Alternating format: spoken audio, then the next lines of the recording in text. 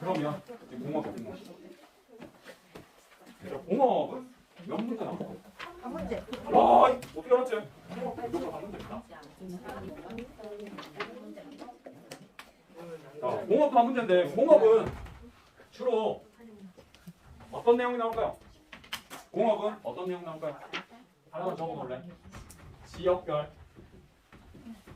공업 특징이 나와요. 지역별 공업 특징이 나옵니다. 지역별 공업 특징이라는 말이 뭘까? 어디 지역이 어떤 거?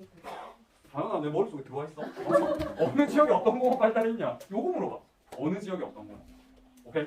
이것도 너무 부담 가지지 마. 나왔던 거 계속 나오고 계속 물어봅니다. 알겠죠? 다 자가 복제로 물어보기 때문에 새로운 거 전혀 없어. 기억하면 됩니다. 자, 그러면 공업. 일단 우리나라 공업 발달 과정부터 잠깐 훑어보도록 할게요. 이건 우리나라 도시 발달 과정과 살짝 연계되어 있습니다. 먼저 전통사회, 조선시대 때까지는 대부분의 공업이 어디에 발달했을까요? 원료산지에 발달했었어. 원료산지. 그리고 사실 조선시대 때까지만 해도 공업이랄 게 없었죠. 그 공업이 전부 뭐야? 집에서 물건 만드는 간의 수공업이었어. 간의 수공업. 그러니까 조선시대 때까지는 교통도 발달하지 못했어. 집에서 물건을 만들어야 돼. 그러려면 어디에 공업이 발달했냐? 원료가 많이 생산되는 곳에서 공업이 발달했단 말이야. 조금 이따 공업의 유형 살펴볼 텐데요. 원료 산지에 발달되어 있었기 때문에 이러한 공업을 뭐라고 부르냐면 원료 지향형 공업이라고 하고, 대표적인 예가 단양의 죽제품. 얘들은 단양의 죽제품, 대나무로 제품 만든 여러 제품들을 왜 발달했어? 단양이 뭐가 많기 때문에. 그런 식으로 공업이 발달했었어. 그러다가 일제시대가 됩니다. 일제시대가 되면서 근대적인 이제 공업 도시가 발달하기 시작하는데, 요거 선생님이 도시화 과정할 때 설명했었어. 일본은 우리나라에서 병창기지화 정책 썼다고 했지. 그러다 보니까 우리나라의 자원을 수탈해가지고 무기를 만들어야 돼. 근데 우리나라는 어디에 자원이 매장돼 있어? 북한. 그래서 북한에 뭐가? 공업이 발달하기 시작하는 거. 근대공업. 요거는 무기를 만드는 거니까. 무기 엄청 무겁잖아. 생활용품이 아니잖아. 중화공업. 북한에 공업이 발달하기 시작합니다. 그리고 이것만 이제 기억하면 돼요. 이건 배경 지식으로 여러분들이 알아두고 60년대부터 흐름을 파악해 주셔야 돼요. 60년대 이제 광복했어요. 광복하고요. 박정희 대통령이 본격적으로 경제 개발을 시작합니다.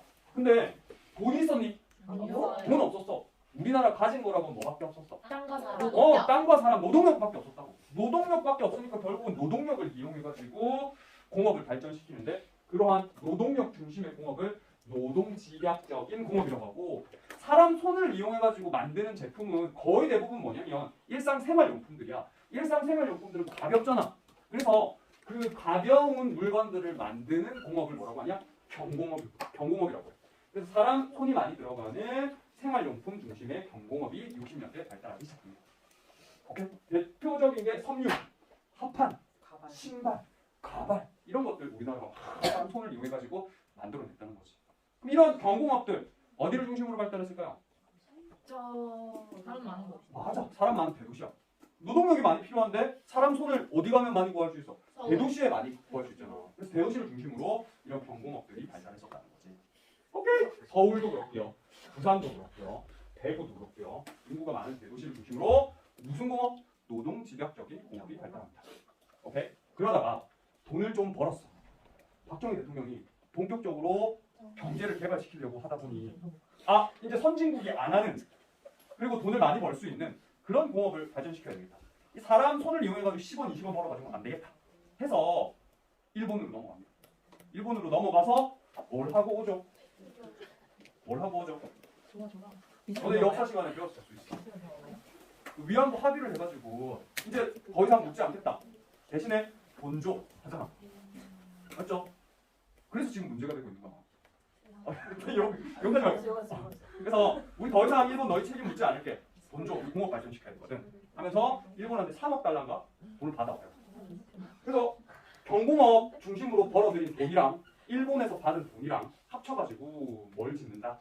공장들을 엄청나게 많이 짓기 시작하는데, 돈 되는 공업이 바로 뭐였냐? 중화공업이었단 말이야. 근데 우리나라 실정이 일단 사람이 그렇게 많지 않아. 시장이 넓지 않아.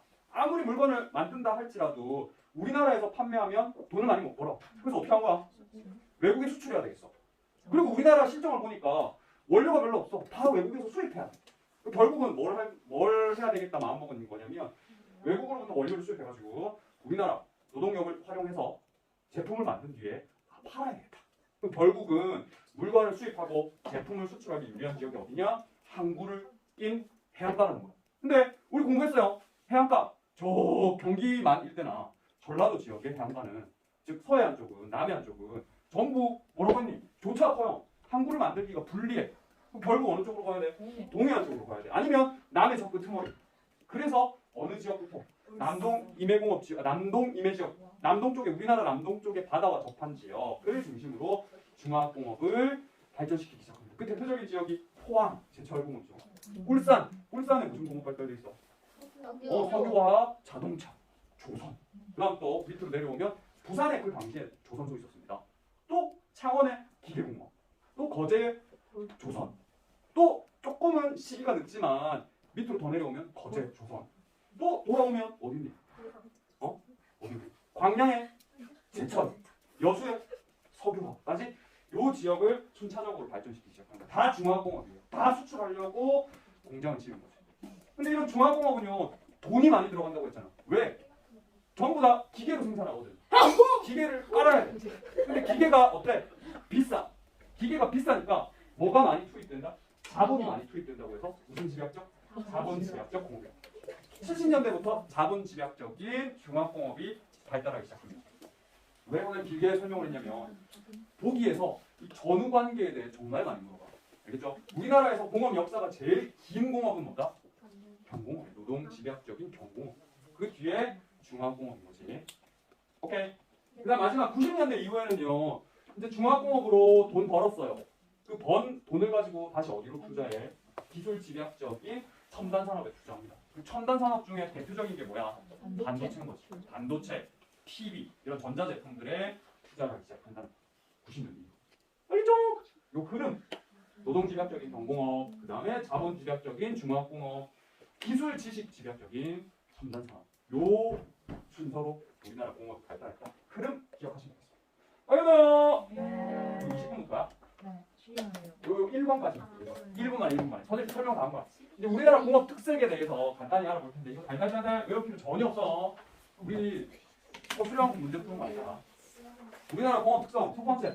방금 전에 선생님 원료가 풍부하다고 했니 부족하다고 했니? 부족해요. 우리나라 자원 없잖아요. 그래서 원료의 해외 의존도가 상당히 높아. 더불어서 원료를 다 수입해야 되는데 시장도 좁네. 시장도 좁으니까 제품을 가공해가지고 제품을 어떻게 하기로 결정했다? 수출하기로 결정했다. 결국은 우리나라에서는 무슨 무역이 발달할 수밖에 없었냐면 원료를 수입해서 제품을 수출하는, 가공해서 수출하는 가공 무역이 발달할 수밖에 없었고 다 수출하니까 수출 지향형 공업이다 이렇게 표현하는 거야. 원료를 수입하고 제품을 수출해. 그러려면 어디가 유리하다고? 항구가 유리한 거지. 따라서 항구의 공업 지역이 발달했는데 항구에 엄청나게 공업 지역이 발달한 곳 아까 선생님 여기 있잖아. 남동 임해 공업지. 우리 인근 남동 임해 공업지. 여기까지 하고 몇 분 쉬어야 20분? 아주 10분 쉽지.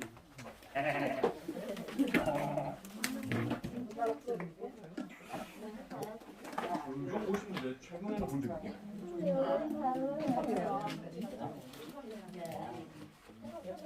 인터뷰.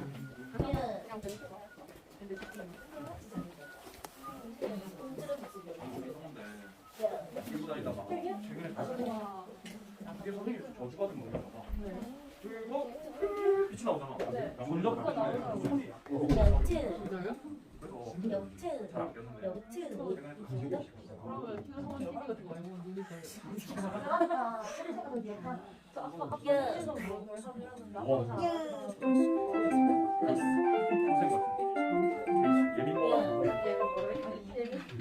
가지고 좀 예민하시네. 아,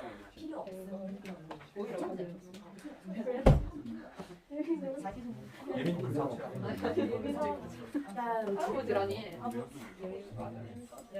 예민할 아버지. 다섯 개 여기 활동을 큰 그림 그려서 빅피처를 이렇게 그려서 내년에 진로랑 자유를 적어야 되죠.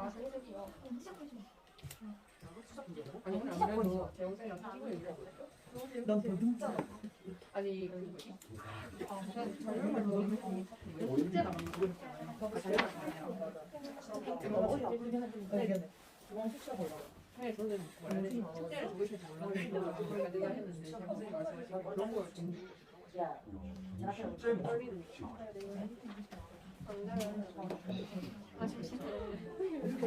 뭐야? 이런 어, 나 완전 크게 나왔겠다. 아니 나름 우리나라 공업제 첫 번째 했었죠. 그죠? 두 번째 구세기 맞추기용인데 풍부하고 우수한 일적대 아니면 다 웬일로 이렇게 우리나라처럼 대졸자가 높은 비율을 차지하는 거죠. 글을 읽고 그 다음에 그 매뉴얼대로 실행에 옮길 수 있는 나라가 별로 없어. 문맹률이 상당히 낮다는 거고. 세 번째 중요한 발표. 우리나라는 공업지역이 어떻게 돼 있다? 현재되어 있어. 지금 쳐져 있죠. 그래서 국토의 불균형 발전이 유발된 면이 있습니다. 그러면 어디에 공업지역이 현재되어 있어? 일단 서울 주변의 수도권. 그죠? 그 다음 또 방금 전에 70년대부터 남동 임해공업지역, 우리 영남해안이라고 부르죠. 영남해안. 바로 해서 남동 임해. 결국은 어디만 발달되어 있는 거야? 서울을 중심으로 한 수도권과 부산을 중심으로 한 남동 임해 지역, 즉 경부축을 중심으로 발달되어 있는 거잖아. 그래서 국토의 불균형 발전이 심각한 수준이고, 따라서 지금 새로운 공업지역을 개발하기 위해 노력을 하고 있어. 그 새로운 공업지역이 어딜까? 충청권. 이유는 얘는 기업 활동하기 제일 좋은 동네가 어디야? 수도권이잖아. 근데 수도권에 너무 많이 밀집해 있어. 근데 정부가 수도권에 더 이상 공장을 못 짓게 억제하고 있단 말이야. 그럼 갈 데가 어디밖에 없어? 수도권이랑 제일 가까운 충청도밖에 없단 말이야. 충청남도와 충청북도를 아우르는 개념이야. 그래서 충청권에 새로운 공업지역을 조성하고 있습니다. 오케이? 요 흐름만 보시면 돼. 그 다음에 공업의 이중구조가 이제 심각한 수준인데, 공업의 이중구조도 이해만 하면 돼. 이중구조는 겉과 속이 다르다는 거잖아. 짠, 원래는 얘들아, 대기업, 중소기업이 어떻게 분포하는 게 제일 이상적이냐면, 소기업이 사업체 수와 종사자 수와 매출액이 제일 많고, 그 다음 중기업, 그 다음 대기업, 이런 식으로 피라미드형으로 있어야지 제일 안정적이야, 구조가. 근데 우리나라 어떻게 분포해 있을까요? 우리나라 이런 기업 짱. 식으로 이런 식으로 있어요. 그 전까지겠는데? 맞아. 우리나라는 대기업의 개수가 제일 적잖아. 대기업 개수는 많아봤자 전체 1%밖에 안 되는데, 그 1%에 해당하는 대기업이 전체 사업체의 생산액 중에 50% 이상을 차지합니다. 원래는 대기업의 수가 적으면 생산액의 비율도 낮아야 되거든. 근데 우리나라는 역전해가지고 대기업이 50% 이상의 생산액을 점유하고 있단 말이야. 이게 왜 문제가 되는 거야? 이게 공업 이중구조인데 이게 왜 문제가 되는 거야? 삼성이 망한다. 알겠어요? 와 맞아. 취약해. 외부 충격에 취약해. 대기업이 망하면 결국은 나라가 무너지게 되는 거지. 그래서 이게 문제점으로 지적이 됩니다. 사업체 수와 종사자, 즉 종업원 수는 중소기업이 많은데 생산량의 대기업이 훨씬 더 높은 비중을 차지하고 있기 때문에 외부 충격이 상당히 취약하다. 요거를 그대로 겪은 게 언제? 경제위기 때랑 IMF 때 바로 겪었죠. 그죠? 대기업이 이렇게 생산액의 대부분을 차지하고 있는 이유는 뭐니? 공업 이중구조가 발생하게 된 이유는 정부 주도로 대기업이 육성해가지고 그런 문제가 발생한 겁니다. 보기에서 물어보지 않아요. 시험에서 절대 물어보지 않습니다, 여러분들. 넘어갈게요. 자, 그 다음에 5번 다음 페이지 66페이지. 임금 상승으로 인해서 제조업체들이 전부 다 어디로 가고 있다? 해외로 가고 있다. 이건 흐름만 이해하시면 되겠죠. 다 가고 나오고 있어요. 여러분들 지금 입고 있는 옷 중에서 우리나라에서 생산한 게 많지 않죠? 이거 그렇죠? 김풀그릇이 우리나라 건가? 싸게 샀잖아. 아닐 수도 있어. 아니 이것만 이 김풀만 박았을 수 있어. 김풀만. 옷은 가져. 옷은 가져오고. 여기 나와 있잖아. 여기 있잖아. 목걸이 있잖아. 그리고 인도네시아. 몇이야? 인도네시아? 마지막 6번. 이거 방금 전에 저는 설명했어. 공업 구조가 점점 어떻게 되고 있다. 말뜻만 이해하면 돼. 고도화되고 있다. 옛날에는 노동 중심에 생산 요소가 뭐니? 중요한 생산 요소. 이거 중학교 때 공부했잖아. 땅, 노동, 자본, 기술 이런 게 이제 생산 요소들이잖아. 근데 예전에는 제일 저렴했던 노동, 제일 가치가 낮다고 여겨졌던 노동 중심의 그런 경공업이 발전했었고, 그러다가 자본 기술 중심의 중화공업, 또 기술 중심의 첨단 산업으로 점점 노동 구조가 공업 구조가 고도화된다는 거, 이것도 이해만 하시면 되겠습니다. 그래서 결론은 어디에 공업이 발달되어 있느냐, 어디에 공업이 발달되어 있느냐, 이게 우리나라의 공업 지역인데, 우리나라 어디에 공업이 발달되어 있어? 수도권. 맞아요. 수도권. 서울 경기가 수도권이잖아. 수도권에 공업이 발달되어 있어요. 넘버 1. 두 번째, 남동 이외 지역이 포항부터 여수까지거든. 남동 이외에 공업이 발달되어 있어요. 그 다음에 또 최근에 제일 핫한 곳이 어디다? 충청도가 뜨고 있어요. 그 다음에 호남 지역은 볼 거 없어요. 공업이 발달되지 않았어. 진짜 볼 게 없다니까. 공업이 발달하지 않았어. 강원도 공업이 발달하지 않았어요. 제주는 당연히 없어요. 그 다음에 영남 내륙이라고 해서 경북이거든요. 경북. 경북이 진짜 볼 거 없었거든요. 그러다가 요즘 조금 핫한 곳이 있어. 어디? 구미가 핫해지고 구미가 핫해지고 있습니다. 왜? 구미에 선생님이 LG 이노텍 있다고 했죠. 선생님 주식 투자한 거 전자공업 때문에 구미가 조금씩 뜨고 있습니다. 살아나고 있습니다. 왜 구미에 대해서 선생님이 주식 투자의 아픈 기억까지 떠올리면서 여러분들한테 강조하냐면 구미가 진짜 시험 문제 많이 나와가지고 마이 구미 고향은 구미가 아니라 오케이. 그럼 이 우리나라 공업 지역 중에서 특히나 어디가 공업이 발달했는지 하나하나 따져보도록 합시다. 조금 뒤에서. 자, 먼저 공업의 입지 요인과 공업의 입지 특성에 대해서 살펴볼 텐데 공업도 역시나 자연적 조건과 사회 경제적 조건을 바탕으로 입지를 합니다. 옛날에는 자연적 조건이 중요했어. 원료가 있는 곳. 근데 지금은 자연적 조건보다 당연히 뭐가 더 중요하다? 사회 경제적 조건이 훨씬 더 중요합니다. 정부의 정책, 정부의 투자 요인 맞죠? 이런 것들이 훨씬 더 중요해요. 이쪽에 와서 공장 지어줘. 그럼 세금 깎아줄게. 요게 사회 경제적인 요인이라고 보시면 되겠어요. 교통이 편리한 곳, 자본이 풍부한 곳. 이런 데 공장은 입지를 하게 됩니다. 그러면 공장이 입지하는, 공업이 입지하는 유형은 대략 몇 개로 구분할 수 있냐? 6개로 구분할 수 있어요. 이걸 이해 잘해야 돼. 이걸 바탕으로 공업도 입지에 있거든요. 요거 이해 잘해야 돼. 표. 나중에 다시 다룹니다. 자, 공업 유형은 총 몇 가지 있을까요? 6가지 있어요.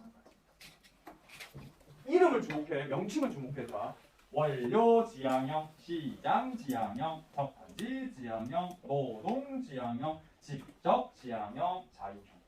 이름이 중요해. 왜 이름? 선생님 동그라미 쳐놓은 게 다 뭘까요? 핵심은 이 동그라미 쳐놓은 게 공장의 위치야.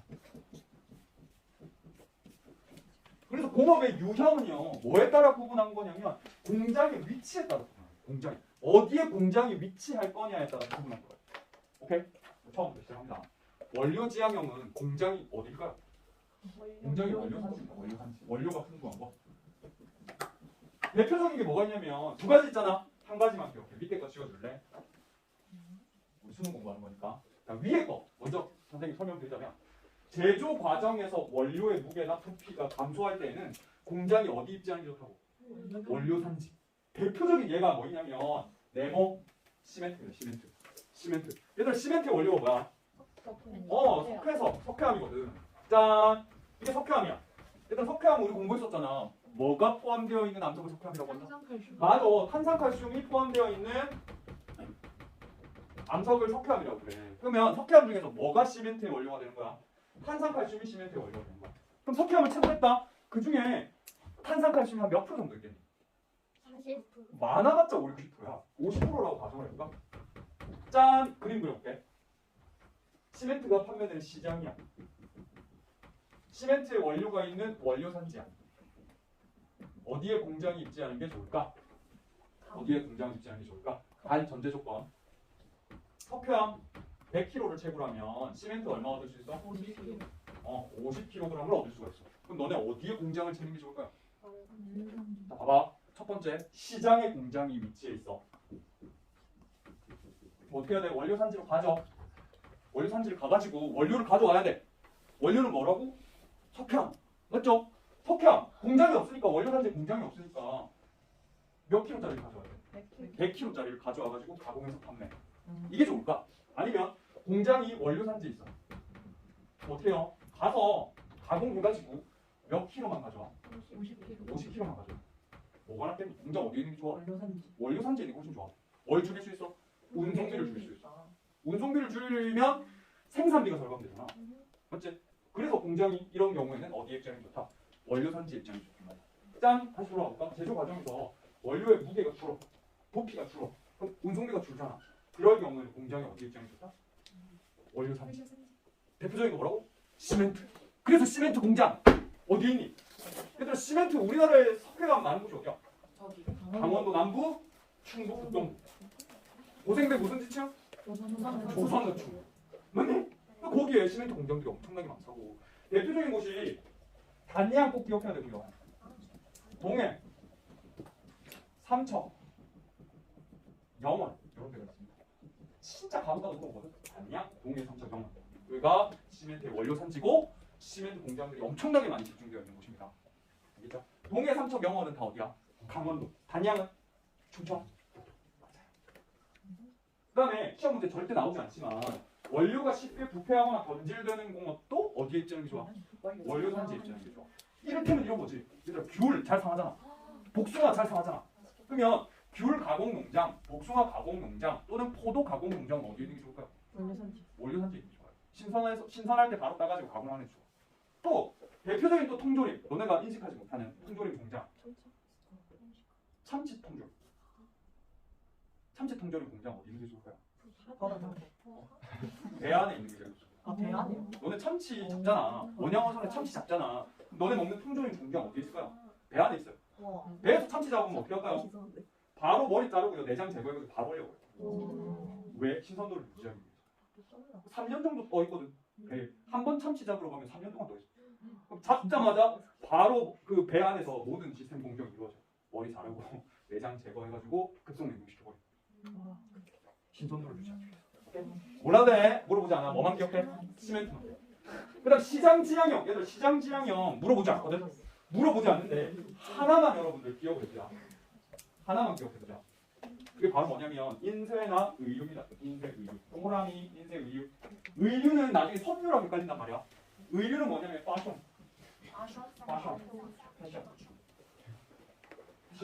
그러면 인쇄랑 의류는 어디에 공장이 입지하는 경우가 대부분이다? 시장에. 시장이 뭐야? 물건이 팔리는 곳이잖아. 맞죠? 대도시야, 대도시. 그러면 다시 그러면 인쇄랑 의류는 왜 대도시에 공장이 있을까? 맞아. 소비자와 잦은 접촉이 필요해. 무슨 말이냐? 인쇄, 얘들 인쇄 출판 같은 경우는 소비자가 누구야? 주로 기업들이거든. 기업과 계속 오고 가면서 컨펌을 받아야 되지. 그러면 어디에 있는 게 좋아? 기업 옆에 있는 게 좋아. 그럼 다시 우리 공부했던 내용으로 돌아가 보면 대도시에서 기업은 어디에 있어? 도심에 있어. 도심. 대도시 내부에서 도심에 있잖아. 그러면 인쇄 출판업은 주로 어디에 위치할까? 도심에 위치해. 인쇄 출판업. 그래서 중구 뒷골목에 가보면 인쇄 출판 그 조그만한 기업들이 엄청나게 많아요. 인쇄 출판 그 찌라시들을 막 찍어내고 진짜로. 그다음 패션 어디니? 대도시에. 그래서 우리나라에서 가장 패션이 유명한 곳이 어디야? 동대문. 동대문 어디 있어? 서울. 왜? 트렌드를 계속 분석해야 되거든. 사람들이 어떻게 옷을 입나? 그다음 또 디자이너가 어디에? 디자인하는 회사들이 전부 다 어디 있어요? 서울에 있잖아요. 그래서 의류하면 그에 맞게 옷을 바로 만들고 다 서울에 있는 거야. 오케이? 소비자의 사전 접촉. 진짜 간혹 가다가 한 번씩 물어봐요. 중요한 거지. 적환지. 적환지 중요해. 별표 3개. 적환지 지향형은 공장이 어디에 있는 걸 말할까? 적환지에 있는 걸 말하거든. 적환지가 뭐니? 얘들 영어로 적환지는 터미널이야. 터미널. 그럼 터미널이 무슨 뜻일까요? 터미널. 교통수단이 바뀌는 거지. 체인지. 우리나라는 교통수단이 어디에서 제일 많이 바뀔까요? 항구에서 제일 많이 바뀌어요. 왜? 선생님이 아까 슥 지나가면서 설명을 했는데 우리나라 원료의 대부분을 어떻게 수입하거든. 근데 원료는 무게가 무겁잖아요. 주로 어떤 교통수단을 이용해가지고 수입할까? 배를 이용해서 수입해. 그 다음에 우리나라에서 가공을 해요. 가공을 한 다음에 제품을 수출하죠. 제품을 수출할 때에도 주로 무슨 교통수단을 활용해가지고 수출한다? 배를 이용해가지고 수출한단 말이야. 네. 그러면 너희들이 합리적인 경제인이라고 생각해봐. 합리적인 경제인. 나는 공장을 어디에 만들어야 될까? 만약에 내륙에 공장을 만들었어. 그게 공장 기호거든. 내륙에 공장 만들면 어떻게 돼? 배로 실어 와. 맞지? 배로 실어 와가지고 이걸 옮겨 실어야 돼. 뭘로? 트럭으로 옮겨 실어. 트럭으로 옮겨 싣고 공장으로 다시 운반해야 돼. 공장에서 가공을 해. 제품을 만든 다음에 다시 트럭으로 어디로 싣고 와야 돼? 항구로 싣고 와야 돼. 배를 또 태워야 돼. 맞죠? 근데 만약에 공장이 어디 있다면 항구에 바로 있다면 나는 무슨 비용을 절감할 수 있어? 맞아. 내륙으로 운반하고 제품을 다시 항구로 운반하는 비용을 줄일 수 있어. 그럼 너희는 어디에 공장을 만들겠니? 항구에, 바닷가. 그래서 바닷가가 교통수단이 변하는 적환지라고 표현하는 거야. 배와 선박과 뭘로? 트럭으로 바뀌는 지점이잖아. 적환지에 공장이 입지하는 건 적환지 지형. 오케이? 요거 이해 잘해야 됩니다. 그래서 적환지 지형은 부피가 크거나 무거운 원료를 핵심 수입할 때 적환지에 공장을 입지시키는 게 좋아. 가장 대표적인 거. 시험 문제 나오는 가장 대표적인 거. 1차 금속. 얘들아 1차 금속 생소하죠? 1차 금속이 뭐냐면 제철이야. 김제철. 제철 뭐야? 말 그대로. 철 만드는 거. 제철소. 그래서 얘들아 제철소 어디니? 광양, 포항 다 바닷가거든. 또 충청도에 한 개 더 만들어줬지. 포광당 해가지고 당진. 나중에 외울 거야. 포광당 다 해안가입니다. 이유는 원료를 철광석을 다 수입할 거고요. 그 다음에 철을 만든 다음에 물론 우리나라 조선소라든지 금속가공업체나 자동차에 납품을 하죠. 하지만 우리나라는 전 세계에서 손꼽히는 철강 생산국이야. 거의 대부분 어떻게 한다? 수출을 해요. 수출해야 되니까 그 무거운 걸 왔다 갔다 할 수 없잖아.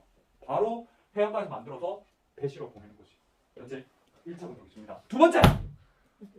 정류! 그래서 정류가 뭐다? 적환지 지형이야. 적환지 지형. 정류는 그냥 석유공업이라고 또 이야기하는데 정류가 구체적으로 뭐야? 이거 중학교 기술 시간에 들었어. 정류는 뭐냐면 이유가 기름 유자잖아. 정은 정제하다 할 때 정제하거든. 그 정류는 분별 증류하는 거. 너네 분별 증류 들어봤죠? 네. 분별 증류 끓는 점을 이용해가지고 가등, 경중, 나프타 분류하는 거잖아. 그 우리나라가 전 세계에서 기술력이 세 손가락 안에 꼽힌단 말이야. 그 원유를 수입해 와가지고 가등, 경중 분류해가지고 이거를 우리나라에서도 사용하고 전 세계로 수출해. 오케이? 그 중에서 가등, 경중, 나프타잖아. 나프타가 뭐의 원료가 되는 거야? 나프타가 플라스틱의 원료. 플라스틱의 원료가 되고 진짜 기름에서 찌꺼기들을 모아서 어디에 쓸 거야? 아스팔트. 전부 다 우리나라에 생산해. 전 세계 아스팔트 선생님이 기억하기로는 전 세계 아스팔트의 70%가 우리나라입니다. 그 원료가. 그 정도로 우리나라 석유화학공업이 발달되어 있습니다. 그러니까 당연히 원유를 수입해가지고 그 석유화학 제품을 수출할 거 아니야. 그러면 어디에 공장이 입지하는 게 좋다? 항구에 입지하는 게 좋지. 맞죠? 자 그러면 정류, 석유화학공업이 발달한 세 동네. 올려서. 제철이 뭐라고요? 포광당. 올려서는 어디야? 울산, 여수, 충남에서. 포항, 광양, 그죠? 여러분들 기억하시면 됩니다. 모두 다 무슨 공업이라고요? 유형 적환지 지향형 공업이다. 공장이 어디 있다고요? 항구에 있다. 기억해야겠지? 자, 그 다음에 노동지향형 공업이 있어. 얘들아, 노동지향형 공업은 뭘까? 중요해. 시험 문제 노동지향형은 꼭 나와. 보기. 노동지향형은 공장이 어디에 있지 하는 거야? 선생님이 공장 위치가 중요하다고 했잖아. 노동력이 풍부한 거. 노동력이 풍부한 곳일까? 노동비가 저렴한 곳이야. 노동비가 저렴한 곳. 왜 노동비가 저렴한 곳에 공장이 입지하는 게 좋을까? 맞아. 노동비를 줄일 수 있으면 그 생산비에서 노동비를 줄일 수 있으면 나머지는 전부 다 누구의 이익이야? 기업의 이윤이잖아. 회사의 이윤이잖아. 회사는 이윤을 추구하는 게 목적이잖아. 그러니까 노동비가 저렴한 곳을 가는 거야, 공장은. 그 대표적인 사례가 어디로? 동남아시아 쪽으로 지금 계속해서 노동비가 많이 투입되는 공장들이 이전되고 있잖아. 인도네시아. 그렇죠? 이거 전부 다 사람 손을 이용하잖아. 노동비 절감시킬 수 있으면 기업의 이윤이 늘어나는 거고. 그렇다면 우리나라 내에서는 얘들아 어때? 우리나라 내에서는 인건비가 상대적으로 비싼 곳이 어디야? 수도권 인건비가 비싸. 선생님 똑같이 이렇게 만약에 선생님이 임용이 안 되고 학원에 수업 받으나? 그러면 지방에서 1시간 수업하는 거랑 수도권에서 1시간 수업하는 거랑 어디가 비쌀까? 수도권이 훨씬 더 비싸. 왜? 물가가 비싸고. 너네 또 그것도 혹시 아니? 똑같은 파리바게뜨 빵이지만 지역마다 가격이 다르다. 똑같은 단팥빵인데 창원은 1,000원에 서울은 1,200원, 1,300원. 인건비가 비싸. 그래? 아니면 싼값이 비싸. 그래? 그치? 지방으로 오는 게 훨씬 더 인건비가 저렴하단 말이야. 그래서 혹시 부모님 중에 LG 다니시는 분이 있을 수 있는데 LG 본사는 어디 있어? 서울에 있어. 생산 공장 어디 있어? 창원에 있어. 구미에 있어. 다 지방에 생산. 인건비가 저렴해. 이해돼? 대표적으로 이 노동지향형 공업이 발전한 곳이 어디냐면 대구랑 경북 지역, 대구랑 경북 지역, 경쟁 치열하지 않아서 그렇습니다. 그래서 이 노동지향형 공업 중에 대표적인 사례가 섬유 동그라미 있어요. 섬유. 의류는 X2. 의류는 위에 의류가 있죠. 죄송합니다. 섬유만 동그라미 쳐주세요. 섬유만. 섬유. 섬유. 섬유는 그래서 어디라고? 노동 지향형. 맞아. 노동 지향형. 저렴한 그 배구랑 경북이 섬유입니다. 배구랑. 자, 이제 거의 마지막 막바지로 왔어요. 입지 유형에서. 직접 지향형 있어. 좀 많이 어렵죠. 직접 지향형 뭘까? 직접 되어 있다. 모여 있다. 얘들아, 비슷한 공장이 모여 있으면 결과 나쁠까? 좋아요. 경안 좋나? 소비자에게 좋아요. 왜 비슷한 공장들이 모여 있으면 좋을까? 서로 노하우도 좀 공유하고. 맞아. 노하우 공유할 수 있어. 아니 왜서 맞아. 노하우 공유할 수 있고. 보다 직접적인 이유는 뭐야? 보다 직접적인 이유. 가격 경쟁 부품 경쟁 상호작용. 컨밍 네 글자. 컨밍 상호작용. 베껴 쓰기 기대. 거드겨마 공동구매. 생각해. 공동구매. 생각해봐. 얘들아. 철강공업이거든. 철강금속이라고 하자. 이거 메모할 필요 없어. 철강금속 한번 예를 들어볼까? 철강금속. 아니야.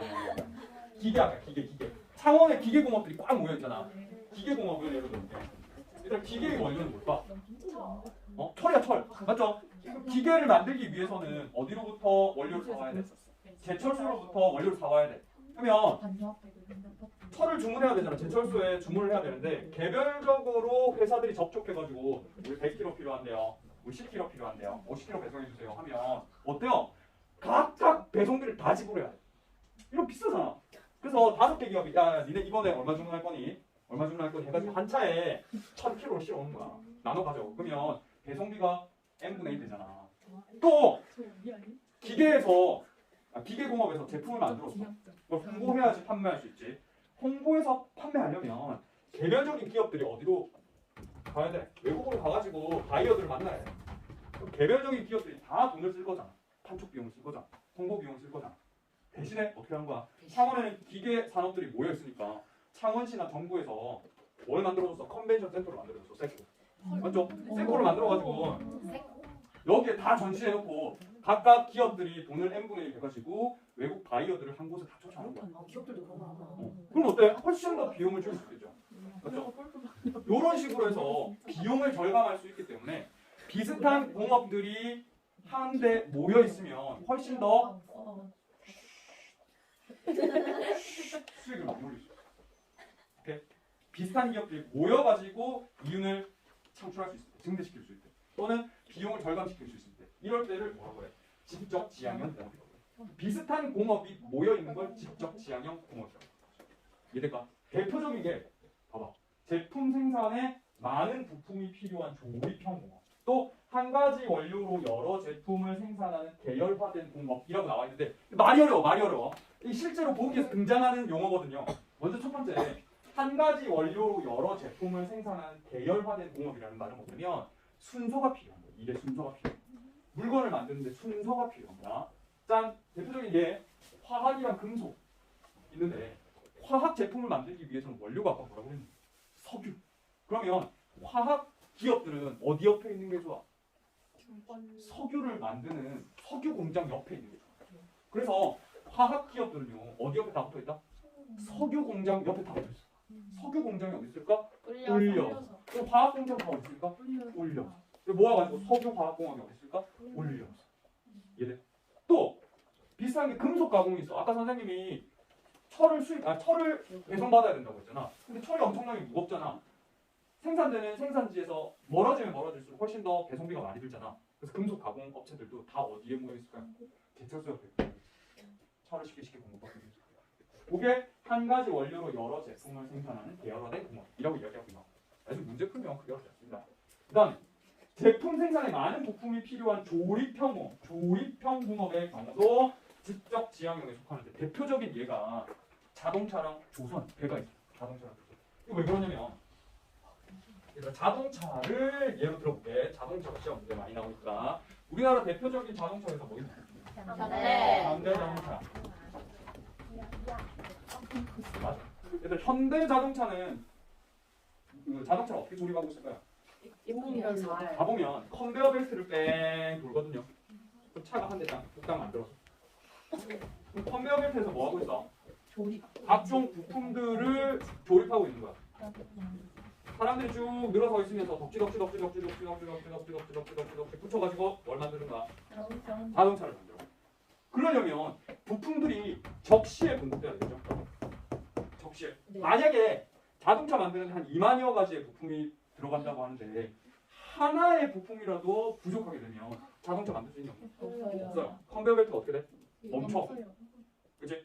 그러면 완성차 입장에서는 어떻게 하는 게 좋아? 부품을 제때 적시에 공급받아야 된단 말이야.